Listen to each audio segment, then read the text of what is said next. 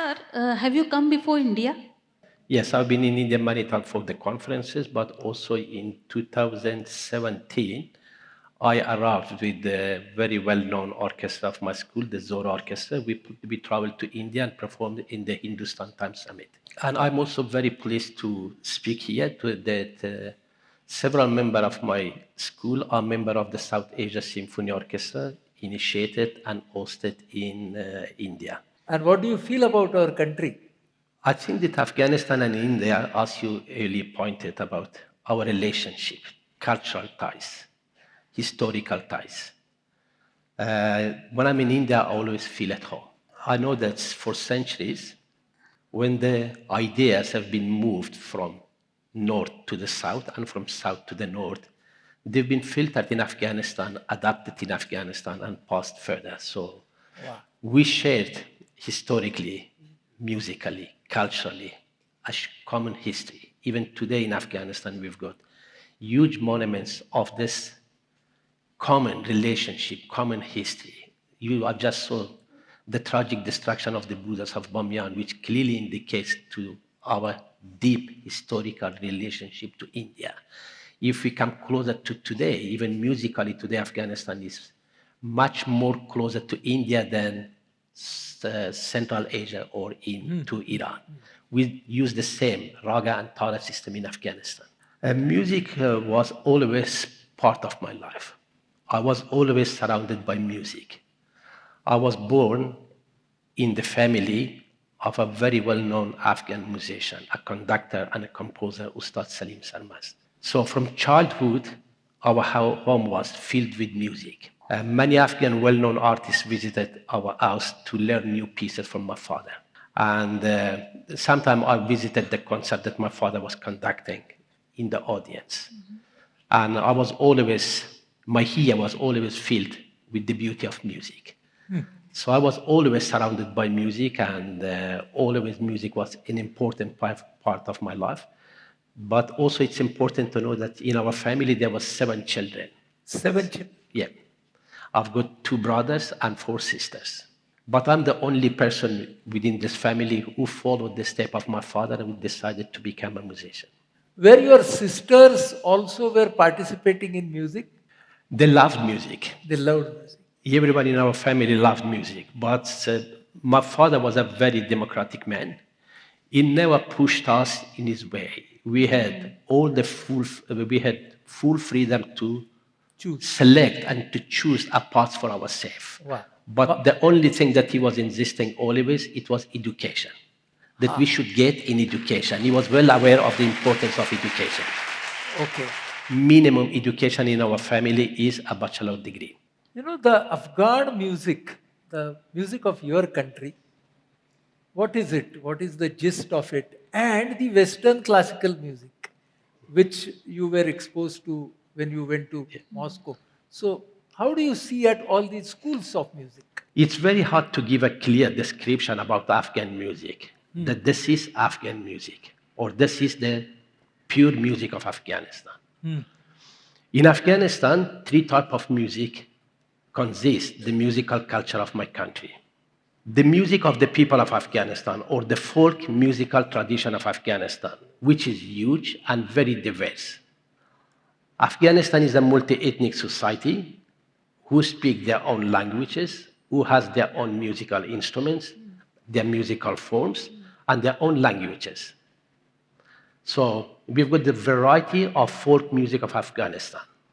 The music of the Tajik, the music of the Uzbek, of Pashtuns, of Nuristanis, Pashtuns, and so on. The second type of music in Afghanistan is Afghanistan classical or traditional music. For centuries, Afghanistan, in the field of art music, shared values, musical theories, and musical practices with Central Asia and Persia and Iran. But since 18th century, with the establishment of the Kingdom of Afghanistan, contemporary Kingdom of Afghanistan by Ahmad Shah Durrani, the shift changed from Persia and Central Asia to south, to India. So the new rulers of Afghanistan looked in India as a source of inspiration for governing, as well as for support of the arts and culture. And this is the time that the arrival, first by the invitation of the king, several group of Hindustani musicians, dancing girls who've been also mastered in singing, and the instrumentalists come to Afghanistan. The new kingdom, they had a very keen interest and taste for North Indian classical music, and therefore they slowly promote Hindustani music in the field of arts music, which is today the main or the only type of art music in Afghanistan, which is also impacting and at the same time taking elements of Afghan folk music.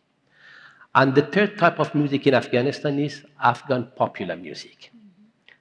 The formation of this music is very closely associated with the introduction of radio to Afghanistan. At the beginning, the entire musical broadcast of Radio Kabul first and then Radio Afghanistan consisted of foreign music. It was mainly records from India, from Persia, and popular music from Europe. Afghan musicians who've been performing at the Radio Afghanistan, they were mainly specializing in Hindustani classical music. And the type of music that they were practicing and presenting was also not known to variety of the people of Afghanistan, to vast masses of Afghanistan. And that's the time that the government of Afghanistan decided that while we're safeguarding Afghan folk music, we'll be promoting Hindustani music as our own classical tradition. It's time to come up with something that is acceptable and understood to the majority of the people.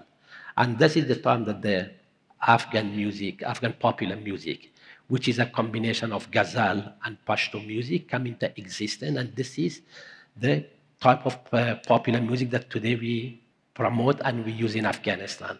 It has got, again, some similarities with Hollywood music or with the ghazal or with the tradition, because musicians who were involved in creation of this form, they were also descendants of those Hindustani musicians who began to come to Afghanistan in 18th century. Yeah. You left Afghanistan for Moscow and you continued your education.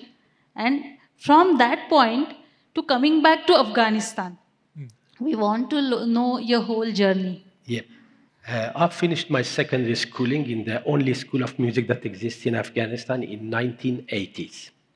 And to go for higher degrees in music, no education was available in Afghanistan. So I decided to get a higher education. I went to Kabul University in the Department of Journalism. As I completed the first year of my university education, within the School of Fine Arts of Kabul University, the music department has been established. I received an invitation alongside several other Afghan musicians, my colleagues who've been in Kabul University, to leave our education and in other departments and join the music department of Kabul University. But I was very open. I would love to continue my education in music, but unfortunately, there's no teachers available. There's no music program in Kabul University. There's no musical instrument. There's no music curriculum. It will be a waste of time for us to come to Kabul University. Yes. So we've been invited once again with the promise that we ensure you're receiving a scholarship and you're getting your education, higher education in music outside Afghanistan. But help us to open the music department. But the government of that time were not Taliban. It was a secular government who believed in arts and culture and would keep its promises. Acha. And we've been granted a scholarship to go and study for higher degrees outside Afghanistan. I went to Soviet Union, to Moscow. And you got one of them? Yes. I began my music education in Moscow as a composer and musicologist. And I was always dreaming and looking very much forward. Once I'm finishing my education, I'm going back to Afghanistan. I'm going to form an ensemble. I'm going to play for Radio Afghanistan. I will help Afghan people with music education. But unfortunately, that dream did not happen at those days, because the socio-political situation in Afghanistan changed and the jihadi forces came into power. That was the beginning of discrimination against music and musicians. And also it was the beginning of discrimination against people who've been educated in the Soviet Union. They stamped all us a KGB agent. And therefore I could not return back to Afghanistan. for being a musician and being a graduate of the Soviet Union. Okay. But it was also coincided with the civil war in Afghanistan. The civil war that eventually led to the emergence of the Taliban in 1996. But the Taliban, they went much further than their Mujahideen brother, and they totally banned music, denied the people of Afghanistan all their music rights to music education, rights to listening to music, rights to playing music, and rights to make a living through music. That is also coincide with the time that I made a decision. When these dark forces are destroying the musical culture of my country, something has to be to preserve it for the future generation, to save it for Afghanistan that's come tomorrow. So then I decided to go back to school. I went back to school to make a PhD. But for my PhD, I selected Afghan music, the history of Afghan music, with the aim not only to tell the story of the past, to tell the story of current days, but at the same time to preserve oral musical tradition of Afghanistan through an academic work for the future generations. So that's my journey into music education, and then the new chapter come into my life. When did you come back to Afghanistan then? I'm a strong believer in the power of music. When I talk about music, it's not just a type of entertainment. For me, music is a powerful force, but soft force, soft power, which can enormously contribute to many aspects of life in any given society, but also to contribute to the well-being of human beings, communities, and societies. When the Taliban were defeated in 2001, that was the moment for me to show in practice that indeed music is a force, and also to prove my belief that music can build bridges between divided communities. Music can play a significant role in the healing of a nation. Wow. In the healing of a nation such as Afghanistan, which have been in war for 40 years then. And every Afghan family, in one or another way, was affected by war. They needed to benefit from the healing power of music. Afghan communities were divided based on the ethnicity by Afghan politicians. Music could help and to teach Afghan youths, Afghan children, to respect each other's differences in the same way that they respect each other's differences in an orchestra. When they're sitting in an orchestra, one plays violin, another one plays trumpet, the third person plays the percussion, someone plays piano, someone plays sitar or rubab. They listen to each other. They get engaged in a dialogue. They support each other. And together they create a piece of beauty, a piece of music. So I believe that music can also teach Afghan people, Afghan children, respect your linguistic differences, respect your ethnic differences, respect your religious differences. Don't worry who is rich and who is poor. Let's sit together, respect each other's differences, get engaged in dialogue, and move towards nationhood. This is then I decided to go back to Afghanistan. There were too many challenges when you came back to actually use the healing power of music in your country. So, how did you establish your institute, and what other things were gathered, like students and resources? To be short, I should begin that first of all, I had to convince my wife How? and my children that it's time for me to return to Afghanistan. Because giving my middle class comfortable life in Australia to go in a war zone, Yes. knowing that there will be a lot of obstacles and challenges in your way to chase your dream. So that was not an easy task to convince my family.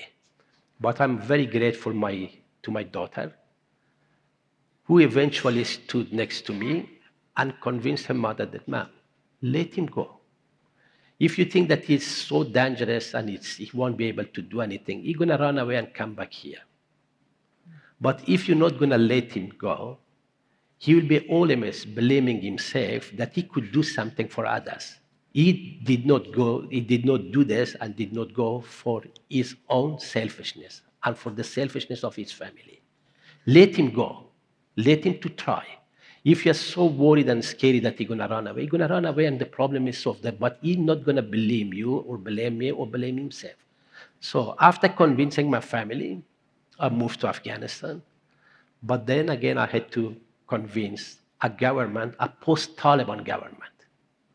And this was a government which was secular. It was a secular government which called him Islamic Republic, but of course it was established in post-Taliban in a time when a generation has been brought up and brainwashed with anti-music and anti-cultural ideas. So I had many arguments and meetings with many ministers in Afghanistan to get the political support. No political support, you can't establish anything.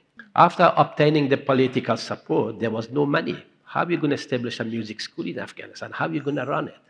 Who's going to teach in this music school? Who's going to develop the curriculum? Where are you going to get the musical instruments? So that was another challenge, to get the money. But the donor community were a kind of in that stage, similar to the Afghan government. For them, other priorities existed. Donor community wanted to invest in Afghan army, in Afghan police, in Afghan intelligence services, just to build a few general education schools. But music education, arts, and culture was not a priority. I remember, I'd never forget a conversation with an ambassador, the ambassador of Australia. I thought it's a natural partner. I'm an Afghan Australian. I designed the project in Monash University, Australia. So let's go there. That's a natural partner. It's going to probably positively going to respond. After I've managed to make an appointment to see him, I never forget that conversation of about 40 minutes. I lectured him about the importance of music and music education for building a just and civil society in a post-conflict country. That was an Australian High Commissioner. Yes, High Commissioner. Embassy, High Commissioner. After that lecture and this long conversation, he turned to me and said, Dr. Sarmast, you convinced me, but I cannot convince my government, who think that music is a luxury for Afghanistan. So that was the mentality with all the donor community, that Afghanistan did not have to have a music. For Afghan children, music and music education was a luxury. So after that, it took me some good 2 years to working day and night to get the political support, get the finances, build the infrastructure, develop the musical curriculum, invite professional music educators from outside to teach and to open the school. But in 2 years, you got all this. Yes. And how was the response? From the very beginning, when I returned back to Afghanistan, I did not want to open a music school for the Afghan elite. My idea was to use the soft power of music to transform the life of disadvantaged children of Afghanistan. Afghan orphans from the orphanages, Afghan disadvantaged kids working as slave labor on the streets of Kabul to make a piece of bread for themselves and their family, but also Afghan young girls. And therefore, the school, then, the original idea was to establish a music school for disadvantaged children of Afghanistan to promote music education, to transform their life through education and music. So the program of my school was not just music. I was not just teaching an instrument to students. We've been implementing the full curriculum of the Ministry of Education of Afghanistan, and we've been teaching music, a musical instrument, and music academics. So every child learned mathematics, chemistry, physics, geography, history, languages, plus music and music-related subjects. Okay. And my commitment to disadvantaged kids also come from a history within my own family. Even my belief in the soft power of music is closely associated with the history within my own family. So it was music which changed and transformed the life of my father. My father was an orphan, living in an orphanage. Oh. His mother was not able to provide a living for 4 kids. Oh. She kept 2 girls at home, but the 2 boys were given to an orphanage to make sure that they're getting an education and they're surviving.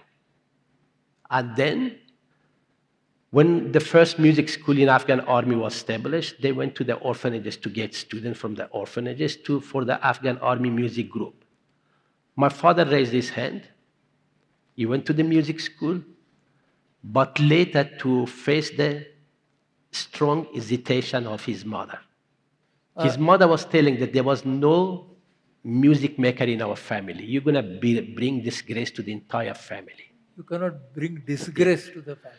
My grandmother even managed to get an appointment with the Minister of Defense, under whose jurisdiction the school music was running, to ask and to beg him to let his child out of the music school.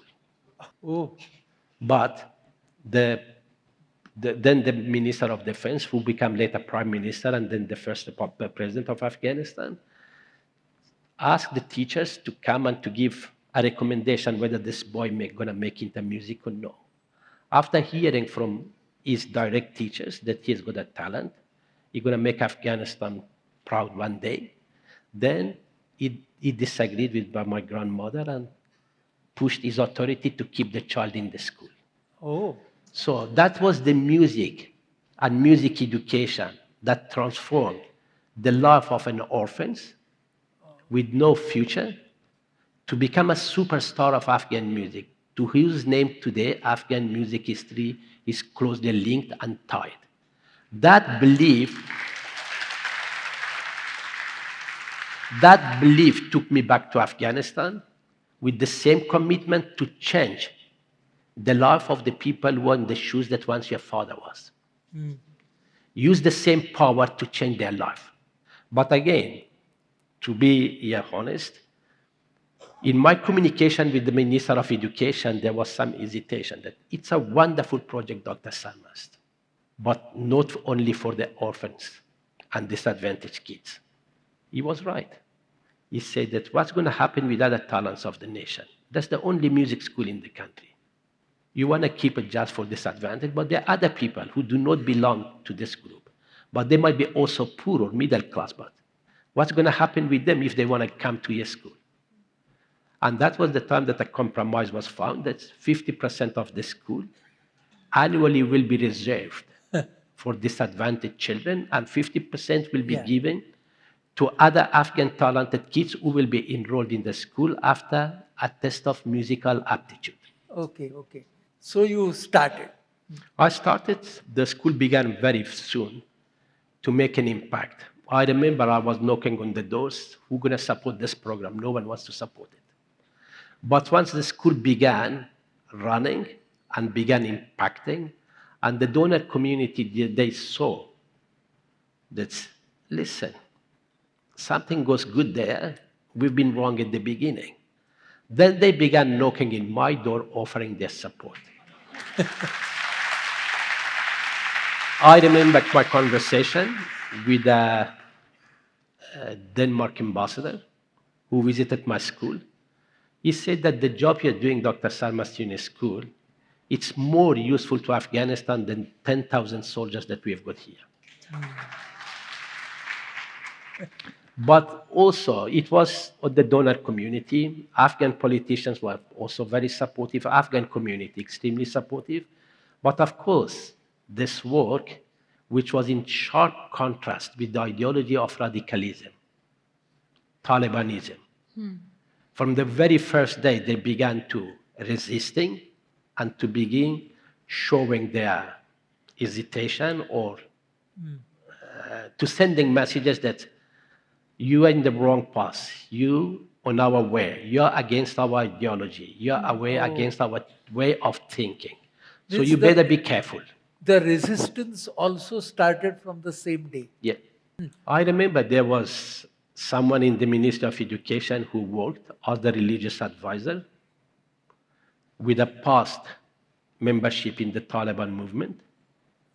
His office was just next to mine in the ministry, and he came to me one day and said, Dr. Sarmast, our brothers on the other side of the battlefield are not happy with the music school.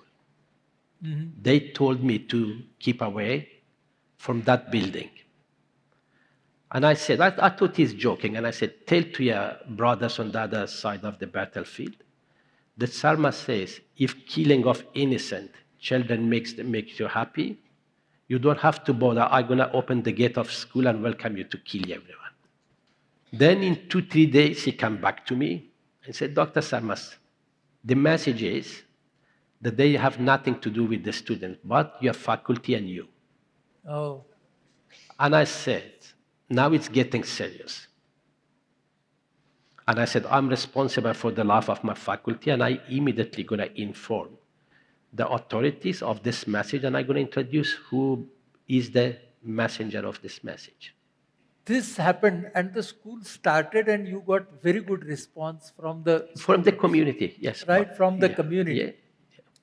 And then there also was a incident that happened. Means all this was not limited to only words. Yeah, but that was the message that they sent. And after that, we got busy with our life. I didn't care. I said he was joking and nothing serious is taking place.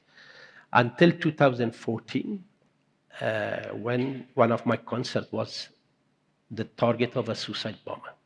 I received a message from a journalist, an Afghan, a local journalist who was working for BBC, Mr. Hafiz. He said, Dr. Sarmast, have you seen the website of the Taliban? I said, I'm not visiting those sites. And he said, would be good to see. There's a photo of you. And I said, what the photo says? He said that the photo, but then I went and checked also. The photo was saying that eligible to be killed. I didn't take it serious. I said, okay. And when you're working with the children and you're always busy, you don't think about something negative. Until in 2014, December 2014, 11th of December 2014, we had a concert, a musical drama. This time, my school was partnering with a local theater company to present a musical drama about the suicide bombing and the miseries of suicide bombing and the pain that the suicide bombing is causing to the Afghan community and Afghan people. The show began. I was in the middle of the show. There was some noises. I tried to get my phone, and in this moment, I don't know what's happened. I was trying to get in touch with my driver to see. He normally was reporting to me if something was going wrong. There was some kind of sound of Kalashnikov that I heard. So I tried to reach my mobile phone, and in that moment, for some reason, my neighbor touched me. The mobile phone fell between the rows. So when I inclined to pick up the phone, this is the moment that the suicide bomber exploded himself right behind my back. So a show which was meant to depict and to condemn the suicide bombing turned into a live show. And you were in the hospital for how long? Yeah, I remember when I was getting back my conscience. I was unconscious. I was sleeping, and I remember that I was touching my head and back, and I was saying, no, you've got a nightmare. There's a nightmare. No, nothing's happened. But when I woke up and I saw my hands were full in blood. But I was not able to listen anything. I even didn't at the beginning didn't figure out what's happening there. But I saw there was smoke, there was smell of kebab-like smells, but also people were running up and down. That's only I saw, but I could not figure out that there was a bombing.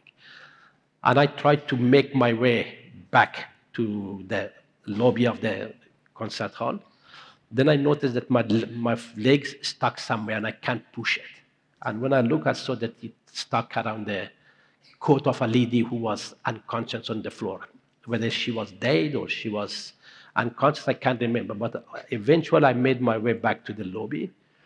It was in the French Institute for Afghanistan. And so I saw the president of the French Institute. I went directly to her and I said, what's happening? She spoke something, but I could not hear. I could not understand. Again, she repeated, I could not hear.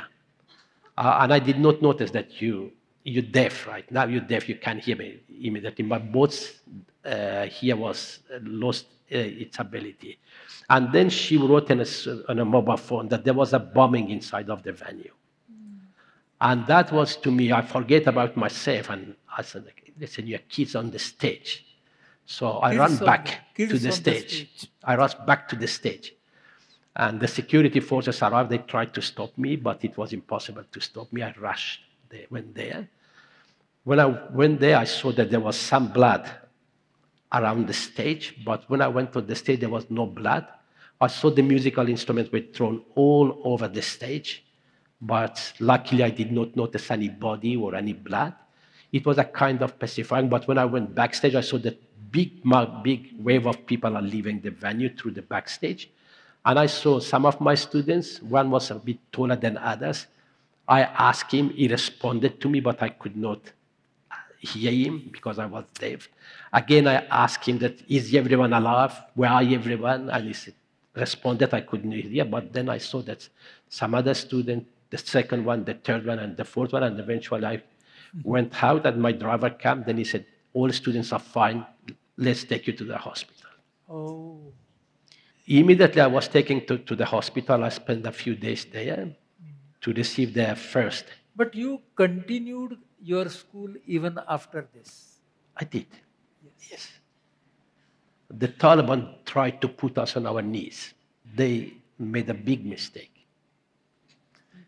That was before the incident, before the bombing, I was planning to leave Afghanistan.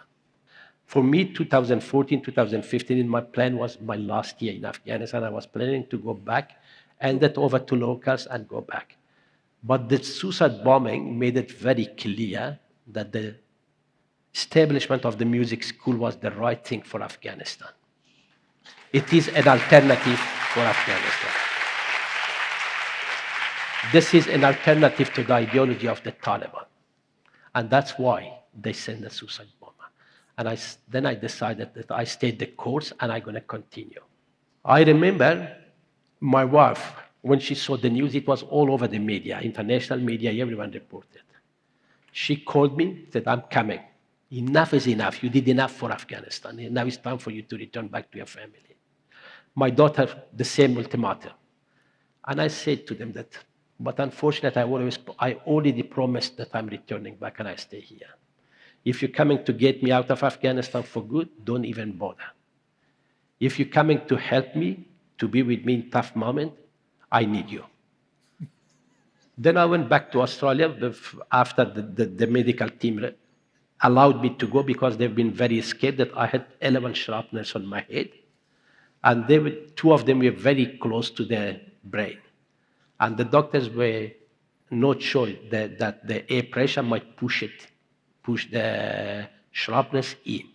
So after they got the clearance from other doctors, they allowed me to go, and then I moved to Australia. I had several operations to fix my body and my hearing ability, and returned back to Afghanistan. And then you came back to Afghanistan? I came back to Afghanistan. I remember when I was in Australia after the bombing, I dismissed the school for a month. So the faculty, the students, while I'm not there, should get away and they should recover from that trauma. After 1 month, when we began the school, I was in Australia still receiving treatment. But I was online with my office in Kabul to see what's happening, because after the bombing, the Taliban also issued a press release in which they promised that they're going to come back after the music school. So my fear was that no family going to allow their child to come to the school again. So on the day when the school resumed its activity, because of the time difference, I was waiting to hear from Kabul, but I was fearful that the phone call I'm going to receive or the message I'm going to receive, it will be telling me that Dr. Sarmast, no one or a very small portion of the students returned. But I was so sweetly surprised when I got in touch. the lady who I appointed as caretaker, director of the school, informed me that Dr. Sarmast, you cannot believe the families come with their children to the school, and every child is back in the school. No one left the school.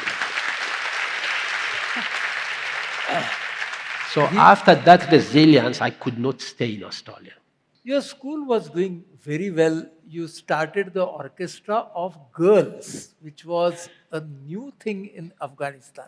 Tell us about that. The fact that we've been committed from the very beginning in promoting gender equality in music, and also through our music program make a small contribution to gender equality in Afghanistan and empowerment of girls in Afghanistan. Barobar. We managed to raise huge number of female students, to enroll huge number of female students in our school, which was for itself, it makes a history for Afghanistan. I began the school in 2010 by one girl, but by the arrival of the return of the Taliban, more than 1/3 of the student community were girls. Oh. Girls were equally representative in every school ensembles, whether it was an Afghan traditional ensemble, whether it's a Qawwali group, whether it was the Afghan Youth Orchestra or the National Symphony Orchestra, we had equal representation of the girls. But also, we managed to establish a full orchestra entirely made of young Afghan girls, led and conducted by a young female conductor. Since you have come to August this year, lot of things happened in last 4 years. Again, the Taliban started coming back. 15th of August 2024 is a dark day in the history of contemporary Afghanistan. It's the day when the hard work, the sacrifices of hundreds of thousands of people have been just gambled once again by people who've been involved in the politics of Afghanistan. That's the day that the Taliban returned back to Afghanistan, and the dreams of millions of Afghans have been stolen away and shattered. When the Taliban reached gates of Kabul in August 2024, I was out of Afghanistan. It was the summer holidays of our school. Achha, it was summer holidays. Yeah, I went to Australia to see my family and to be with my family in July. It was long before the return of the Taliban. I was still in a hotel. It was during the COVID-19 quarantine to recover from that. I was in the hotel that the collapse of Afghanistan began, the collapse of the provinces. So I was communicating with my office. They were very worried. You probably, many of you sitting here, you might notice also in the international media that there was a lot of whitewashing of the Taliban in August 2021 and before August 2024. Before August 2021, yes. The Taliban of 2021 are better than the Taliban of 1996. For us, working in Afghanistan, witnessing the crime of the Taliban on a daily basis, witnessing that the Taliban did not change at all. They are much more radical than 1996. They're more cruel than 1996. They were attacking hospitals, schools, universities. If they were capturing a province or a village in a province, the first who become a subject of discrimination and harsh punishment of the Taliban, it was women and musicians. So I knew everything very clearly. I did not give up to that whitewashing that the Taliban of 2021 are better. And that's why when the Taliban reached Kabul, I began panicking. Panicking for the school, not for the building, not for the program anymore, but for the lives. Because my students, my orchestras, my ensembles, they were in the forefront of fighting for justice, democracy, human rights, women's rights, and diversity in Afghanistan. We've been very obvious. It was not a quiet school somewhere hiding and doing this. It was in the media every day. We've been traveling around the world with concerts. And each tour that we've been taking to go somewhere, it was making huge impact in Afghan community, and it was always a subject of high media coverage. So at the same time, we released many, many songs or those songs that we released, the videos that we released, all were in sharp contrast to the ideology of the Taliban. Taliban knew that the music school is a target, and that's why they sent a bomber in 2014. In 2015, a network has been arrested whose task was to attack our school. In 2017, a network has been arrested whose task was to establish my routine in order to eliminate me.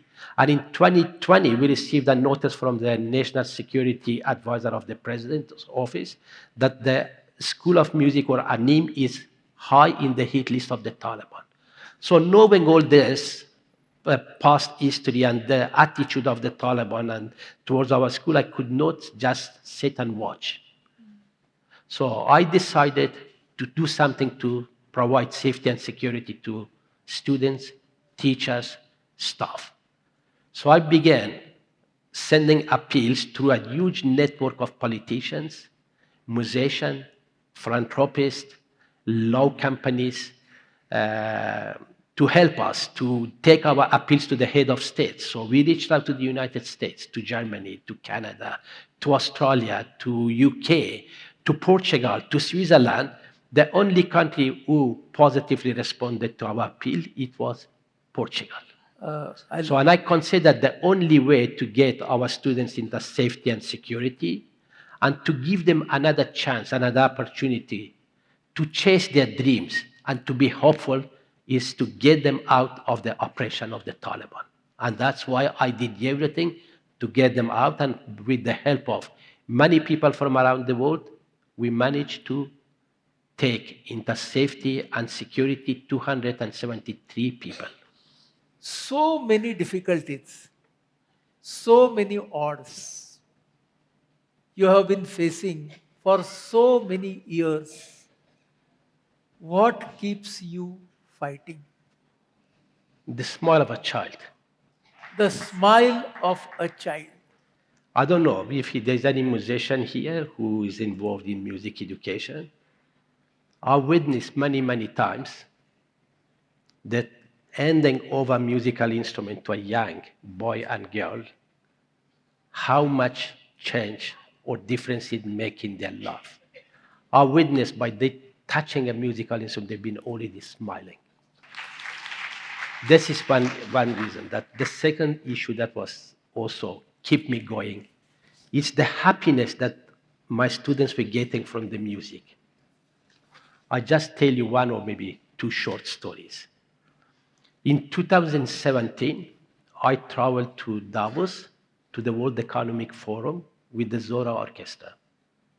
By the end of concert, when I went to the stage, students received a standing ovation from the head of states. All head of states, you know that World Economic Forum is the largest gathering of the head of states and businesses annually.